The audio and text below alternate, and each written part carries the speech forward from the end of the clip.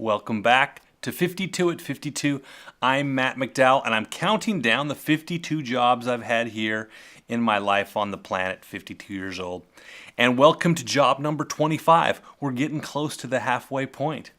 This is a job that is the least unusual job I have had. Why do I say that? Because it was big box retail. Big box retail is ubiquitous. Walmart, Target, Kroger, Shopko. I worked for Shopko. I worked in the sporting goods department of Shopko. Walmart, and if you don't know what Shopko's like, it's like a kind of a Walmart. I mean, I don't even know why there's a difference. Why would you go from Shopko to Walmart? They are basically the same stores, I guess, unless you're looking for pride. I don't understand. I don't understand big box stores. And I worked at one for 3 months. Walmart's the largest employer in America. 2.2 million people. So this was a job that I had with the masses. This was not one night of button pushing or blood donor. This was right there, huddled in, digging in, working with people. I was living in Provo, Utah. My wife at the time was going to hairdresser school, cosmetology school, I believe they call it. I had been looking for work. Previously on 52 at 52, we got, blood donor and car wash, and that was not working out. And I was looking for, there were a lot of jobs I'd applied for and wasn't having a lot of success, partly because I was only there for a short time. And I think that vibe kind of got communicated. The interviewing process was insane. I interviewed from 4 different managers, like every manager of every department interviewed me, like in-depth interviews. And finally, they're looking at my resume and I'm like, you have a college degree. You're kind of overqualified for this. Would you be interested in, the management training program that we have here?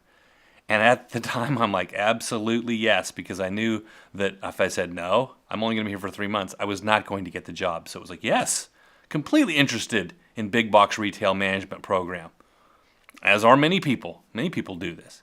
But I wasn't, so I lied. Did I lie? Maybe. Is that a lie to say that you're interested in something just because you know that's what they want to hear? Anyway, that's what I did, and I got the job. I don't talk about this job very much because there's not too much to talk about with this job because I kind of hated this job. It was boring, it was tedious, but there are a couple stories that rise to the top, and one was in my interview process. The guy says, okay, now, we start you off at $3.65 an hour, which was minimum wage. I'm like, okay. And he goes, and after 3 months, we bump you right up to $3.95. I mean, it was like, we just bump you up there. I mean, just like, boom. If you last 3 months, that's 30 cents an hour more. And I was like, oh, okay, great. Luckily, after I'd been working there for about 2 weeks, the United States government bumped the minimum wage up to $4.25. And so look, just like that, I was bumped up to $4.25, making minimum wage with a college degree in Provo, Utah. And that had something to do with maybe why I disliked the job. Had a bad attitude. Didn't really like it. And we're going to come back to that a little bit later. Another thing that was interesting about this job was they checked my references. I'm not sure if I've ever had another job where they checked my references. And again, I've been working in Hollywood, and my friend at 20th Century Fox in development, working for a big-time producer, he calls me up and he goes, what are you doing? I just got a call from some manager at a place called Shopko, and they're checking your references to see if you worked here. I'm like, oh yeah, what'd you tell him? And he had some sort of smart aleck, But he was like, what are you doing? Get back here. And I was like, I don't know what I'm doing. But part of it was I worked in sporting goods. And I like sports, and I like sporting goods. And so I'm like, oh great, sporting goods. And my first task was they showed me this entire big long row of fishing lures and a bunch of baskets full of fishing lures. And I'm like, okay, the fishing lure department has been out of control. You have to go and organize this and get everything priced properly and everything marked up with your SKU numbers. I had no idea what a SKU number was until that very day. But I lived and died by the SKU numbers from now on. It's like, what's the SKU on that?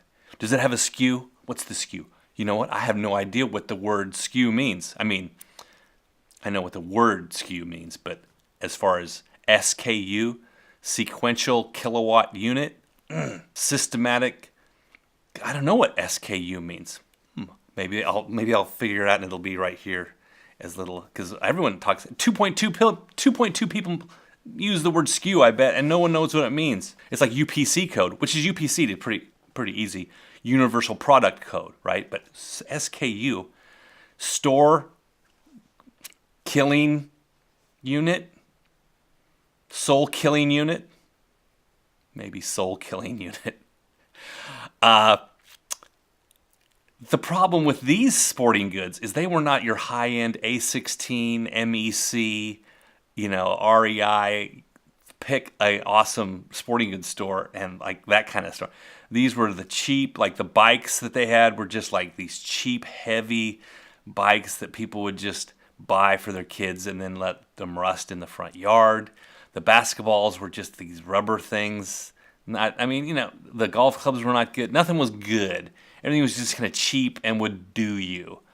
It's like, okay, it's almost like I have to do these sports, so I'll get this cheap tennis racket and I'll go out there and play 4 times and then I'll never have to look at it again. It was not people weren't committed to their sports. The other thing that retail sales teaches you is that you're around a bunch of stuff all day long and you kind of like, wow, I could buy this. And look, I could buy this. And I did break down and buy a drill. And I had that drill for like 20 years. I loved that drill. Did I love that drill? It was not the best drill. It was like a Black & Decker thing. It cost me $20 with my employee discount. Not a good drill. But it did the job. And I think that's the thing with the sporting goods. Were they great? No, but they did the job and you could have fun with them. And the BYU students who would come there on date nights would have fun with the sporting goods in the aisles. They're playing football sometimes, impressing their dates. And you're there, the dude with I think I had some sort of shirt, vest. I think I had to wear a vest that said my name on it. I have to go and clean up after the college students who'd been playing football in the aisles and messing everything up. The other thing that I found interesting was they had the security guy. You didn't know his name. There were like 3 of them, and they were just known as Mr. Roberts. I go, we don't get to know your real name? No, you don't. You don't get to know my real name or where I live or anything about me. I mean, they were serious. And if you saw someone shoplifting, you were supposed to you weren't supposed to confront the person. You were supposed to go to the nearest phone and go, Mr. Roberts, there's something for you on, Mr. Roberts aisle 7 or whatever, Mr. Roberts aisle 23. And then they up in their control booth, with their Mr. Roberts tag on. Actually, they didn't even have a tag. They were just anonymous. They could zoom in on their camera and they could watch the guy and then they would deal with it.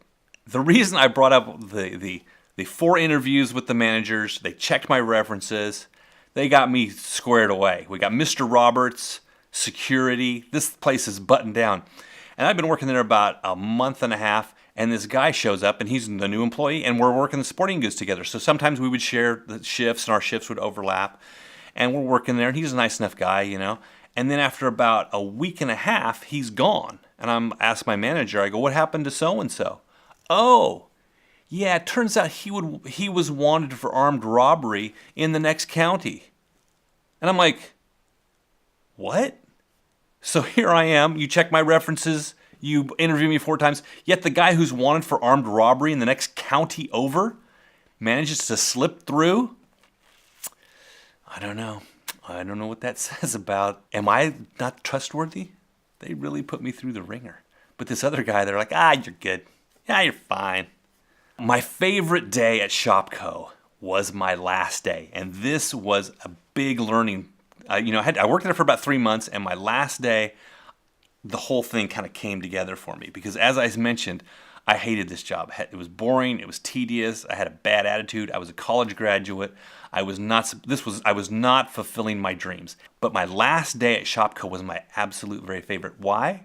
Because it was my last day and I was in a good mood and I treated everybody kindly and I had a good attitude about everything and I felt just light and I could do my the day flew by. And as I was walking out that last day, it's like, why didn't I treat every day like it was my last day and then the actual day would be better instead of having this big heavy burden of like, I'm not doing exactly what I want to do. I'm working at Shopko. So, worth it to learn that lesson that I continue to learn. Thanks for watching. This has been 52 at 52. I'm Matt McDowell. Please subscribe and tell your friends. Shopko. Shopko is kind of like a low-rent Target.